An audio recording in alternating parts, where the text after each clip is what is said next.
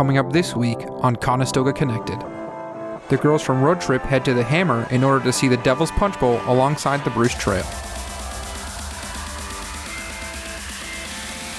Sean Emery whips up an episode of KW Eats where he checks out the delectable options at Caker Maker Bakery in New Hamburg. And a new Abrahams team meet up with John Johnson at Bareface Graphic Designs in Kitchener to see how he found his dream job. All this and more coming up on Conestoga Connected.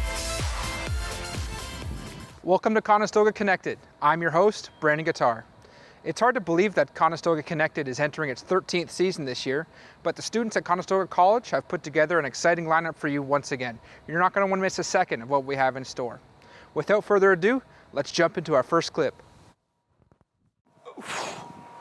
Ever bored on the weekends? Can't think of anything to do on your day off? Well, our first story is produced by some small town girls in a big world, here to show you that adventure is just a short drive away. Oh, hey travelers, didn't see you there. My name is Jessica and I'm going to be your guide today. Here we are in Hamilton, Ontario, visiting one of the most intriguing waterfalls here, the Devil's Punch Bowl. There's lots to see and lots to do, so let's get going.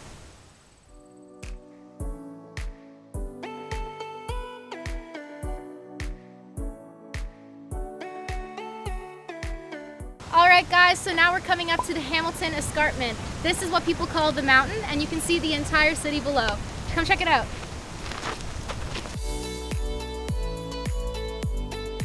The senses are enhanced greatly here. I mean, you come here, the sight. You're traveling on along the escarpment. So you come to market, you smell the stuff coming from the bakery. You've got the Bruce Trail that can take you to the bottom of the punch bowl, or you can go to Tobermory or Niagara Falls, whatever distance you want. You can go to another waterfall from here. So we ended up getting lost. What was supposed to be a 15-minute hike ended up turning into just under an hour.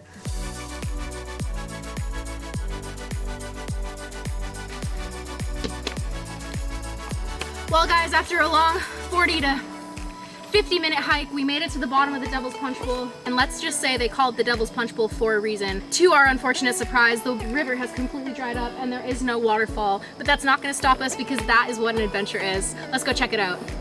This waterfall is the only location where one can view such a large vertical display of Ordovician and Silurian stratified rock. The famous cross was built in 1966, originally intended to only be lit up on Christmas and Easter.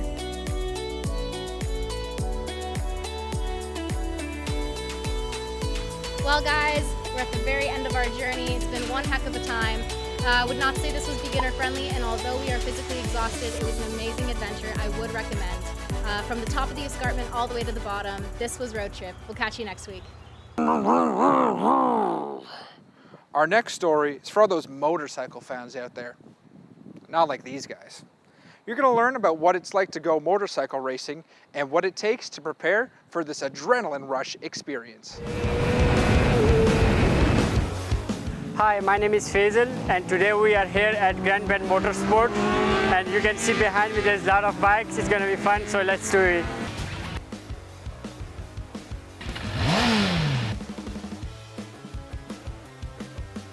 What an amazing day at Grand Bend Motorplex, where it was such an fabulous experience among the greats. Motorbiking culture is fading with time, but these motorbikes junkies are trying to keep it alive by holding these kind of events. Hey, my name is Sebastian. I'm part of the KSR team, and we run track days at Grand Bend. So what you need to do to a bike, if you have a street bike and you're wanting to get out and ride some track, it's really simple. You have to basically tape up your headlights. That way if you crash, the glass doesn't go anywhere. You have to change your coolant out. We need to run straight water. That way if you crash, you don't have the coolant, which is really slippery. And basically just make sure your bike's in good mechanical condition. That's pretty much all you need to do to get out and ride on the track. A track race consists of many people, such as a marshal, who is one of the key people during a track race. He waves the checker flag to inform riders about the upcoming. After burning the tires for the whole day, the boys calm themselves down with refreshment. I'm Drew. I run tech here for the KSR track days at Grand Bend Raceway. We've been doing this is probably our second year doing this. I tech all the motorcycles, make sure everything's good to go, everyone's safe, their tires are good, everything's up to snuff as far as mechanically goes. Yeah, we've also got a paramedic standing by at all times. We can't operate without a paramedic. They're usually down in the corner, they're sitting in the ambulance the whole time waiting for anything to happen. A motorcycle track is a unique place to watch a bike race. It's like following an entire football game from the fullback position. You get flashes of action up close and incredibly fast, but very little of it helps you make sense of who might win. Have you been wondering how stores and restaurants locally have been handling COVID-19? Our next host, Sagar Ashar, is at the New Delhi restaurant in Kitchener to show us how they've been coping.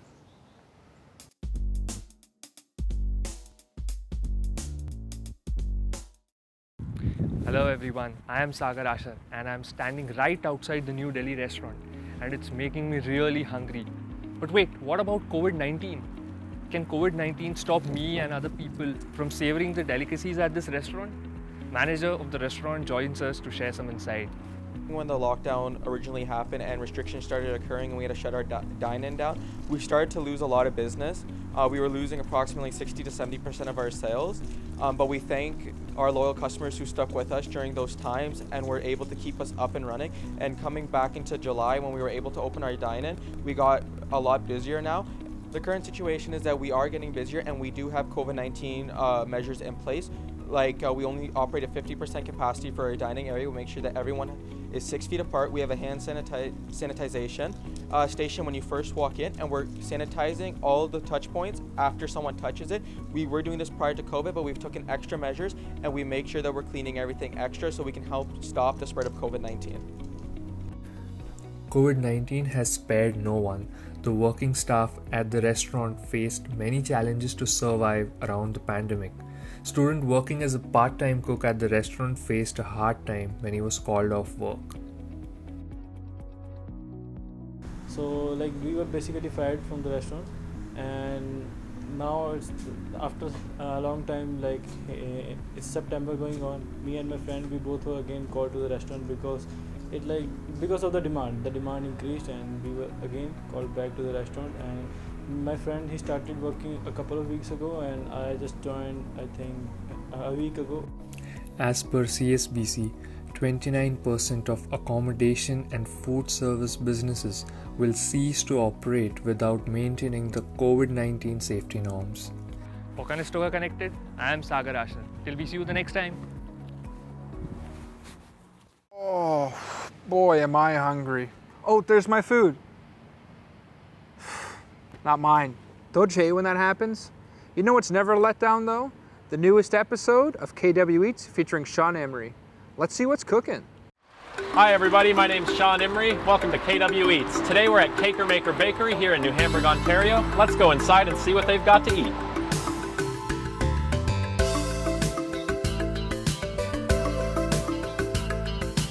I'm here with the owner of the Caker Maker Bakery, Salem. Salem, could you tell us a little bit about what you guys do here? Yes, here at Caker Maker, my wife and I, we do custom and specialty cakes and a variety of different type of pastries as well. Some of the things that we do that are very unique to us is the tres leches and choco flan cakes, and our almond croissants seem to be incredibly popular along with our cupcakes as well.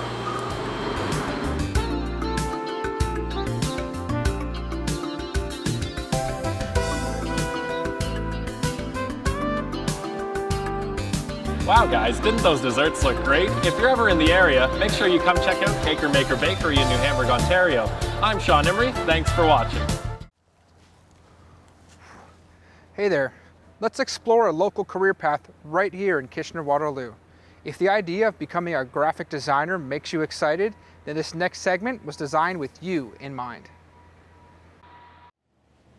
We are here in Kitchener at Bareface Graphic Designs, and we're going to talk to John Johnson, graphic designer, and find out how he landed that dream job.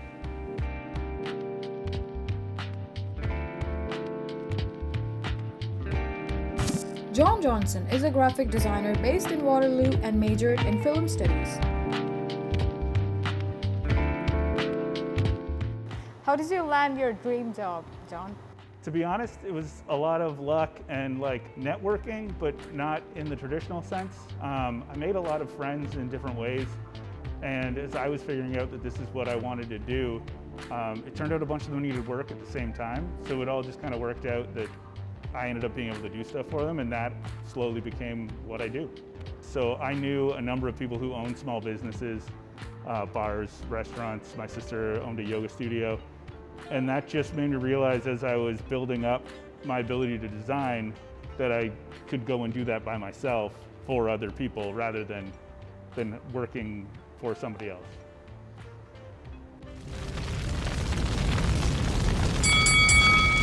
What does CMYK stand for?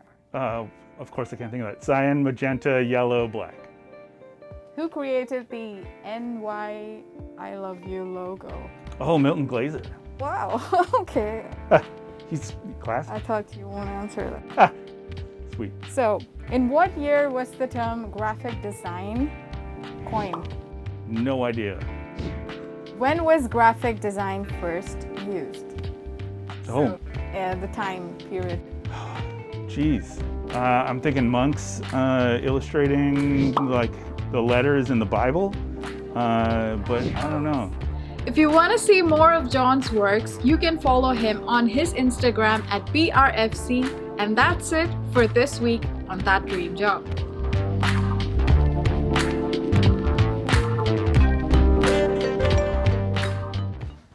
Hey Fido, get back here! Ever wonder what it's like to own dogs? Well, our next guest, Jan Shepard of Waterloo, and her 2 dogs are going to show us what it's like to live with canine companions. Get back here!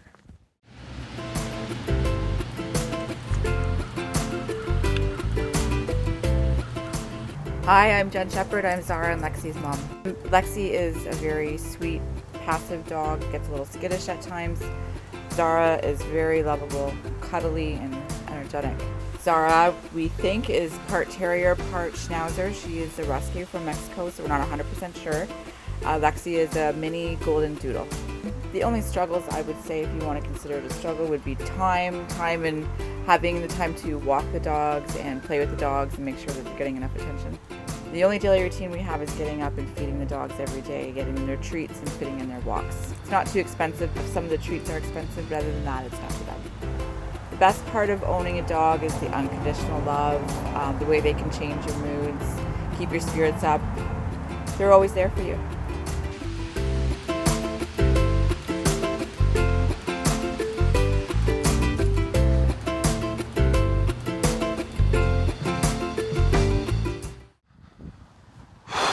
I mean, what a first half to the 13th season of Conestoga Connected. Road trips, motorcycles, local restaurants and stores, dogs, even careers. What else could you ask for? But don't change that channel. Cam McKenzie, our next host, will be with you shortly to continue the action. Bye for now.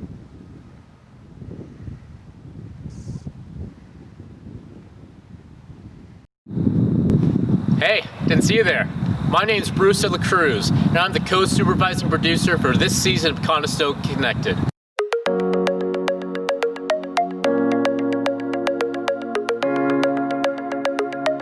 Can you believe we're already in our 13th season? I sure can't. Anyway, we've got a great show lined up for you this year. We've got shows about motorcycles, we've got shows about restaurants, we've got shows about farms. You guys are gonna love it. We've got something for everyone.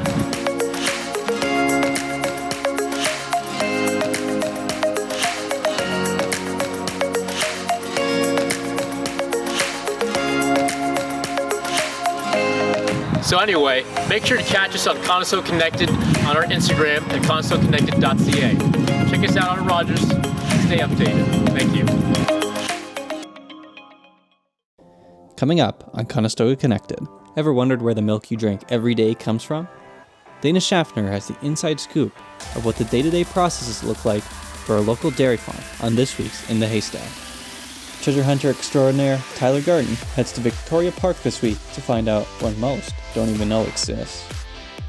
and Project North gets a taste of what life is like for a first-time exchange student here from South Korea. All this and more on Conestoga Connected. Welcome back to Conestoga Connected. I'm your host, Cam McKenzie. We have a wonderful evening prepared for you, full of adventure to get you out of the house and into the real world. Cream, ice cream, butter. What do all of these things have in common? I'll give you a second. It's milk. We're going to be throwing it over to Eve Manor, where the folks at In the Haystack are going to be looking at the milky world of dairy farming. It's $14.95. Most people drink milk every day, but don't know where it comes from. Today, we are traveling to Eby Manor Farm in Conestoga, Ontario. Eby Manor is a unique farm because it only has Guernsey cattle, and they sell the milk in bottles right here on the farm and in our local grocery stores. Upon entering, we met Grace Chu, who explained the importance of shopping local. But ultimately, you're getting really great products, and you're supporting like local families and all that. And you'll find out just how passionate Jim is about our farm in general and how much he loves selling our Guernsey milk because it is its own niche area as well. Meet Jim Eby, proud owner of Eby Manor and its Guernsey cattle herd for over 12 years. Well, I really like my cows. You know, I get very attached to my cows, or to our cows, I should say. But I just love the temperament of the Guernsey cows and the quality of their milk. It's hard to say. But farming isn't just overwhelming cuteness. It's hard work, too. Our mornings are early. I'm in the barn generally by 4:45 in the morning. And it begins by milking the cows, feeding the cows, cleaning up the barn afterwards, bedding the cows and the calves, and generally looking after any general health issues, that type of thing. I, too, got to help with some barn chores.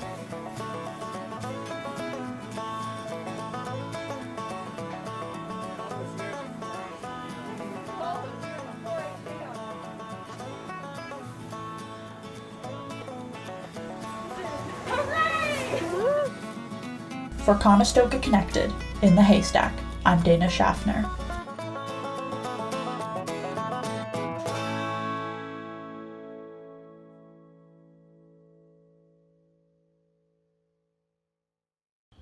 Wow, that looks great. It's too bad I'm lactose intolerant. Man, all this talk of food has got me hungry. I wonder what the team over at Restaurant Diaries is up to this week. I'm going to throw it over to Dewani Gajar to take a look at the world of food this week. Hello and welcome to today's episode of Restaurant Diaries. I'm your host, Dewani Gajar with Conestoga Connected. Today, I'm here in downtown Kitchener to learn about a very interesting restaurant, Crafty Ramen. This local restaurant specializes in ramen noodles. It is locally sourced and everything is house-made. Let's get started. Just look at the interiors, so bright and vibrant. They sure have a unique style. Let's hear about the specialities. We try to have something on the menu for everybody, so there's a lot of vegetarian and vegan options, and then there's a lot of lighter bowls, and there's heavier stuff as well. There's some sort of classic styles out there, but there's also stuff that's definitely more aimed at our local, the locals, right? Because at the end of the day, we're a local ramen shop. We're making Ontario ramen for Ontario people. I'll come here quite a few times. I also go to the Guelph location. That's where I first encountered them. I usually have the chicken tan men ramen, which is awesome, and one of the eggs, which is great. We try and be careful, and it seems like everybody's following the correct protocols here, so I try and do that myself. Always wear a mask unless I need to take it off for one reason or another, but I like the try and support the local restaurants so they can continue to stay in business. Every local business has been affected by COVID. The owners of Crafty Ramen came up with some amazing creations so that the customers can safely stay at home but still enjoy the delicacies. So we've got our ramen DIY kits now. We've got frozen kits that are coming in. We've got our frozen broths. We've got our house-made noodles that we sell individually. just to try to like get our product out there to people that maybe aren't comfortable with coming to the restaurant. We want to be able to bring crafty ramen to them. Tri-City dwellers, next time you have an urge for some delicious ramen, you know where to go.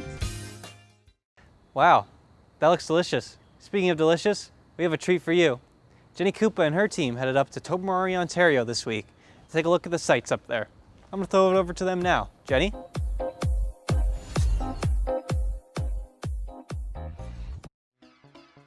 Welcome to the diving mecca of Ontario.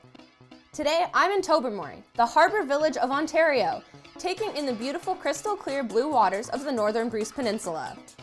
Located roughly 300 kilometers northwest of Toronto, the dive capital of Canada has multiple shipwrecks for divers to explore, on top of the blue waters that are caused by the quartz cliffs eroding over millions of years. This place is super convenient because it's right next to the harbor, and that's where all our boats are. We have 10 boats here running charters every day for divers to come see all the wrecks in the park. So it's easy for them to get down to the boats from here. In addition to the beautiful beaches, you can take glass-bottom boat rides to see the shipwrecks from above the water and gaze at the 1,000-year-old pine trees that line the shores. It's easy to see why this is known as the 8th wonder of Canada. Or, if the glass-bottom boats aren't your fancy, you can rent a kayak and go out on your own exploration of Little Tub Harbor. Not only that, but Tobermory has some great places to eat.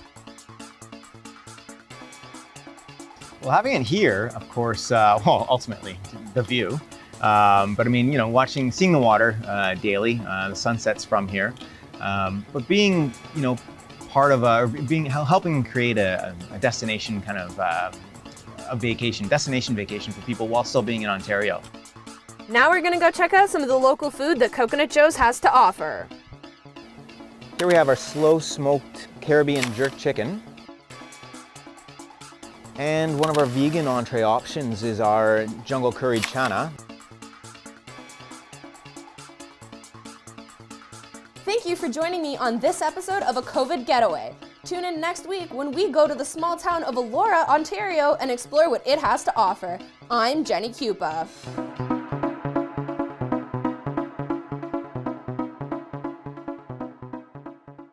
The struggles of an exchange student often goes unnoticed. The team over at Project North took a look at what it's like to be an exchange student in Canada after coming here from South Korea for the first time. This week, in Project North, we're talking to Summer, a Conestoga College student who has come from Korea to tell us all about the time there and the time in Canada.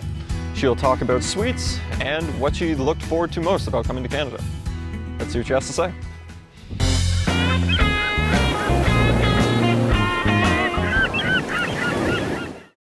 Hi, my name is Summer. My name's Charles with Project North, and we're just going to do a little interview here. So when did you first come to Canada? I came to Canada is the 2019 December 30. Yeah. How was getting comfortable to living in Canada? So far so good. Actually, the first time I came to Canada, so I didn't have any friends. I mean also Canadian friend, also friends from South Korea. So I'm the only one person to live in here. So I felt so loneliness. To make Korean pancakes, we need to take the Korean pancake mix, some yeast, and some warm water, and knead that into a bowl for 5 to 6 minutes, letting rest and rise for another 5 to 6 minutes. We'll rub cooking oil on our hands and divide the dough into 8 balls, flattening each ball and adding a spoonful of filling to the center. After all that, we're going to lightly oil and preheat a frying pan over low heat and cook the dough seal side down until it's slightly browned. You want to flip the other side of the dough down and flatten with a spatula for 1 to 2 minutes. Flip again until both sides are nicely cooked, and voila! You have Korean pancakes and you're ready to enjoy with a nice scoop of ice cream. The ring finger so assist the bottom one, and then the top one, so you can also assist with the middle finger, and then index finger, and also hold with the thumbs. As I stuff my face with Korean pancakes, I feel grateful for Summer's time telling me about her experiences in Canada and explaining what it means to live so far away from Korea. That's all we have to report from Project North this week. Stay tuned in here on Conestoga Connected. Speaking of exploring new places, the team over at Hidden Worlds took a look at the world of geocaching. Over to Tyler Garton with more. I'm Tyler Garton, and today I'm going to be welcoming you to the hidden worlds within our community. I'm going to be introducing you to the fun activity of geocaching. It is safe, recreational, and fun, and you can do it during a pandemic.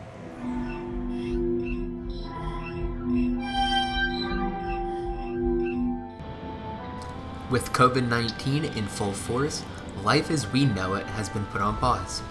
With that being said, a majority of people were without work and had excess free time. An activity that has gained popularity is geocaching.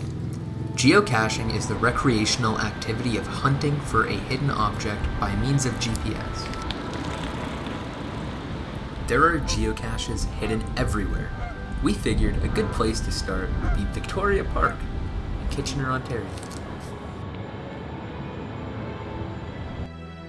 The crew met up here and made our way into the park. Connor shared his expectations here. A lot of fun, get to explore Victoria Park a little bit.